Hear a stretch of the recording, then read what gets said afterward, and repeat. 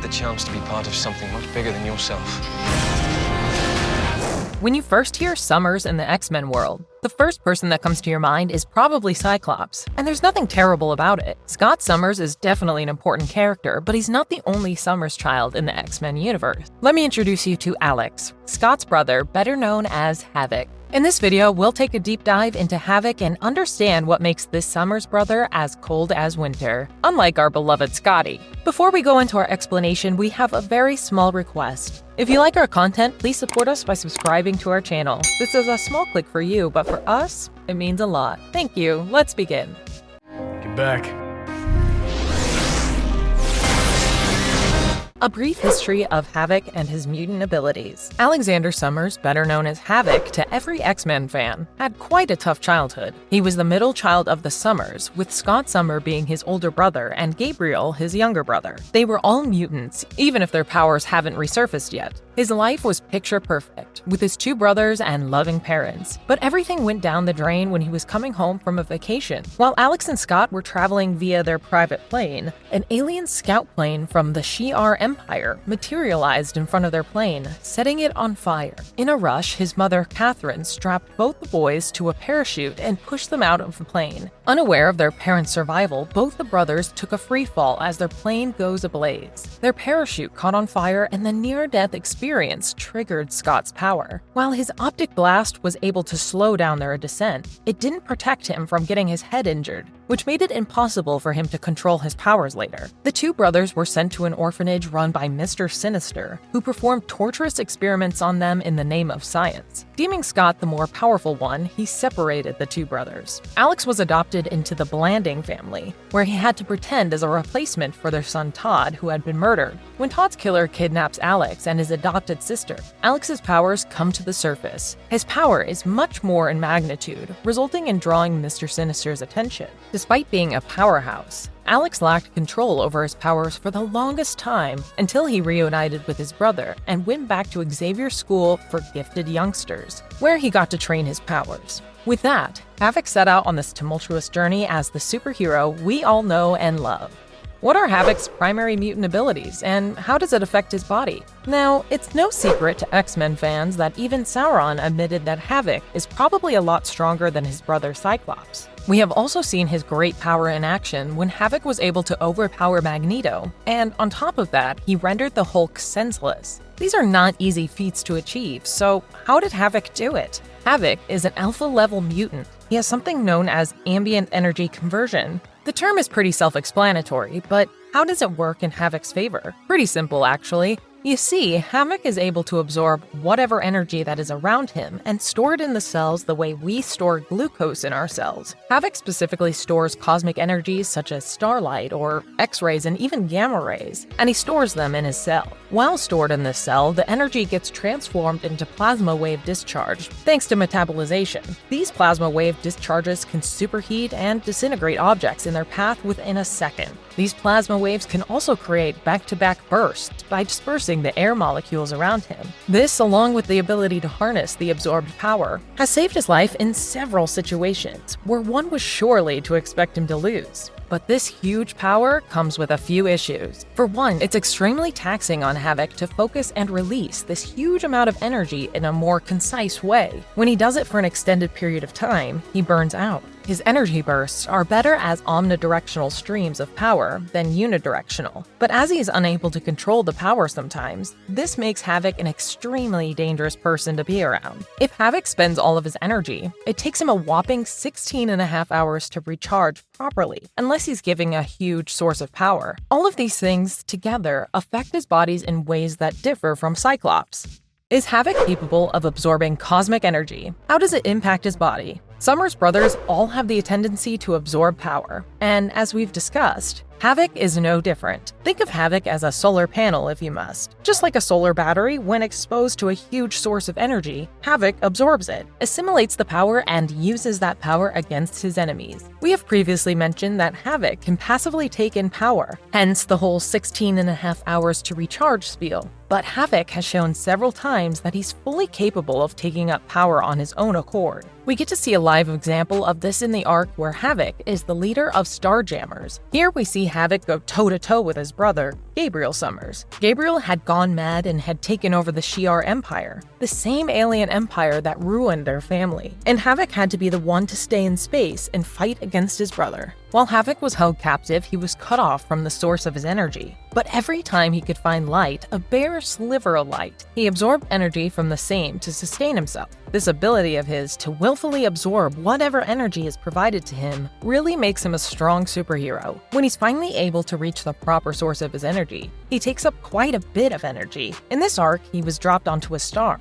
Almost instantly, Havok pushed his body to its limits and started absorbing powers from the heart of the star he was dropped on. Taking up all of that energy, he was able to create a sort of force field around himself, protecting himself from the vacuum surrounding him. This allowed him to stay in space for an extended period of time and beat his significantly powerful brother.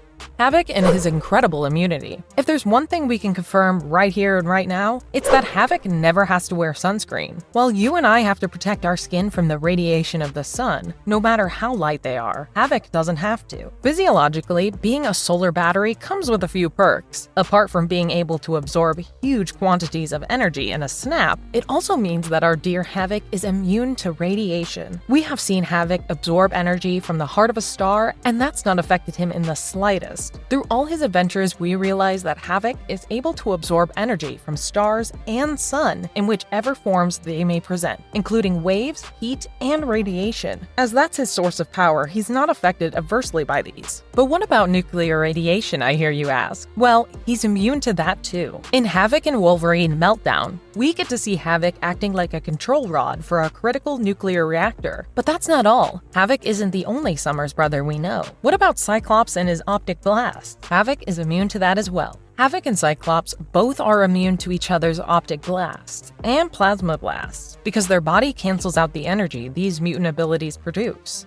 Exploring Havok's plasma generation abilities. Unlike Cyclops, which has optic blast, Havok has something known as plasma blast. With all the energy that has been harnessed in his body, he metabolizes them and turns them into plasma, which he then uses as a blast to disintegrate things. Cyclops' optic blast comes out of a stream or a jet, while Havok's plasma blast comes out in a stream with concentric circles. As we've mentioned before, this is an omnidirectional move rather than unidirectional. As we know, the whole body is covered in cells. Each of these cells has generated a plasma wave and partakes in the plasma blast. That's why usually we get to see these blasts come out from every surface of Havok's body. But Havok can focus it on one particular direction. But this directional use of plasma blast requires a lot of energy expense on his part and can be very exhaustive for Havok. These plasma blasts can shatter anything when Havok directs them towards things. Disintegration is one of the telltale signs of a Havok attack. He can also use these plasma blasts for flight, especially when he focuses them in a downward direction along the length of his arms. When Havok is fully charged and has a lot of energy to spare, traveling via energy propulsion becomes extremely easy for him. However, there is a very petty way Havok can use his power. By using the same plasma blast in the lowest setting, he can give people some severe migraines. And in the case of Zorn, he gave Zorn a black hole effect. So overall, we shouldn't piss off Havok unless we want a splitting headache. When the Nexus of all realities existed within Havok, Havok ended up being the Nexus of all realities at one time. Nexus is a doorway that allows a pathway to every possible reality. This Nexus is what guides the huge multiverse of the Marvel Universe. One of the mentionable Nexus is the Man-Thing. As luck would have it, at one point, Havok was the Nexus of all realities. Havok found himself connected to every version of himself in every single alternate universe. This understandably caused a lot of instability, not only in the timeline, but also in Havok himself. This instability resulted in Timebroker gathering a bunch of exiles, people who can hop from dimensions, to sort out the whole mess. The sorting out of this whole mess included getting rid of all of the versions of Havok that were deemed unfit. Here's where things get a little messy. At the end of the Mutant X series, 616 Havok returned to his original reality, his home, to put it bluntly, but he was constantly chased by the deceased ghost of the Havok that he replaced. This specter even tried to gain control of the body that good Havok and bad Havok shared. The whole mess was sorted again by the Exiles with the help of X-Men. While the Exiles and the X-Men helped the good Havok stay in his body, the bad Havok was eradicated by the Timebrokers, and hence, the connection to Nexus of all realities was destroyed. We get to see this happen in the 30th issue of The Exiles by Chuck Austen and Clayton Henry.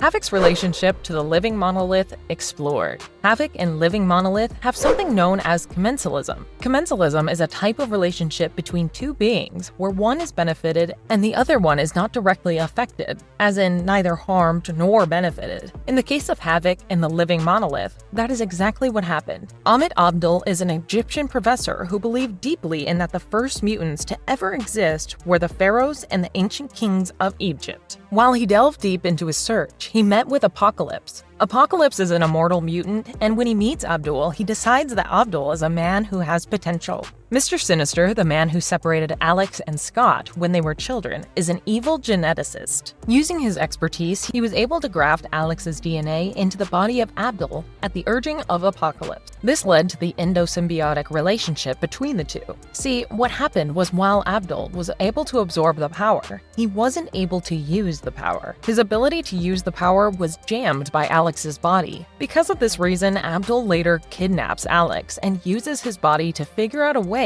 to bypass the pseudo-symbiotic relationship. When Abdul was successful, he returned into the living monolith. The bypass worked in such a way that whenever Alex was cut off from the source of his energy, whatever power he had in him would be transferred directly into Abdul. This symbiotic relationship went on for a while until Abdul was defeated, and Havok gained more control of his powers, effectively stopping the drainage of the power.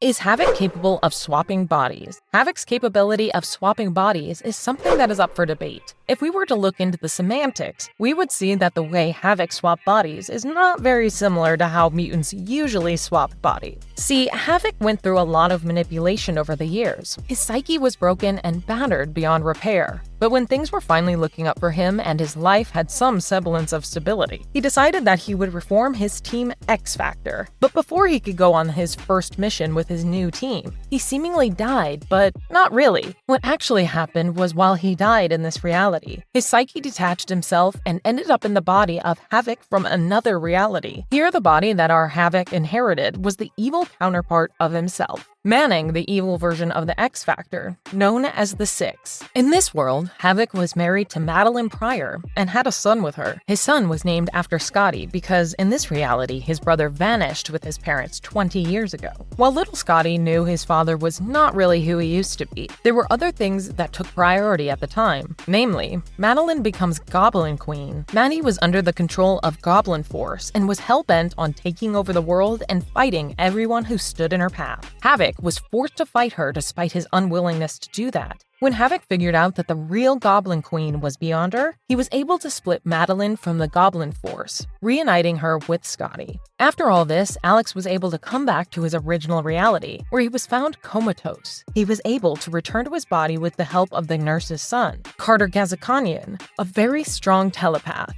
Could Havok father children? Summer's children all have tragic pasts, but none of them compares to the past of Catherine Summers, the child of Havok and Wasp. By the end of Avengers vs. X-Men, there were several challenges that were brought about in the Marvel Universe. One of the main ones was Avengers being open to mutants, and while that was happening, it was found out that Wasp, aka Janet Van Dyne, survive. It was highly unlikely to have her return after the events of the Secret Invasion, but her return was welcomed. As the Avengers and the X-Men worked together, that brought Janet and Alex closer. Janet and Alex were keen on maintaining a professional boundary, especially Alex, given the trials and tribulations he'd experienced over the years whenever he trusted someone. However, despite their efforts, they couldn't help but engage in frequent flirtations with each other. The Apocalypse twins, Uriel and Iman, were able to make their dream come true, which was the creation of a mutant-specific planet, Planet X, and wiped out Earth. After this was done, Wasp was one of the humans alive.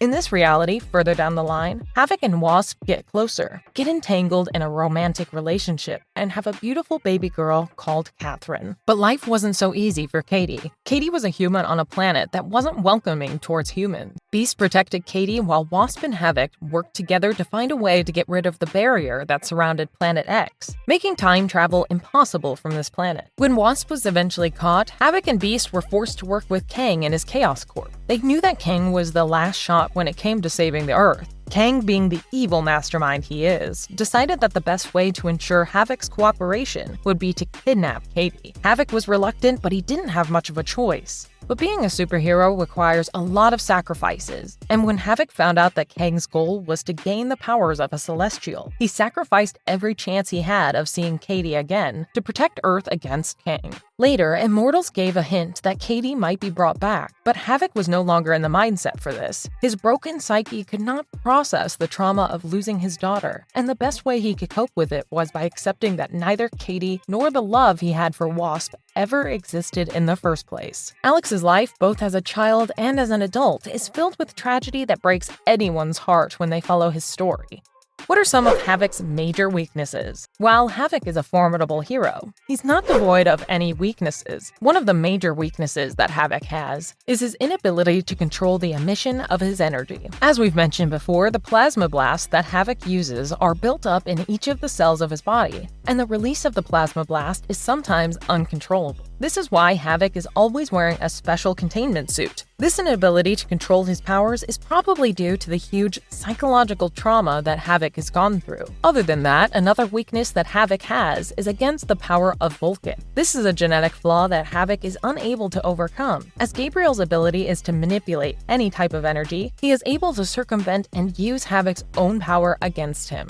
Is Havok immortal? Despite his powers being almost godlike, Havok isn't immortal. We get to see our beloved hero die in the movie X-Men Apocalypse. Played by the talented actor Lucas Till, we get the representation of Havok that we deserve. Havok is first introduced in X-Men First Class, and later in X-Men Apocalypse. We see him sacrificing himself to protect his friends and family. In the movie, Professor X is abducted by Apocalypse. To stop that from happening, Alex releases a huge plasma blast from his chest towards Apocalypse, who is mid-teleportation. This results in the blast colliding with the jet. Thanks to the presence of Quicksilver, everyone in the jet was saved, except for Havok. The untimely death of Havok has broken several hearts, as we were expecting to see more of the Summers brothers bonding. Lucas Till, however, has mentioned offhandedly that there is a chance that Havok may have survived if the level of heat was just right, because Havok's physiology is built to take up power and heat. So that has led us fans waiting with bated breath whether we'll get to see our beloved hero back on screen again.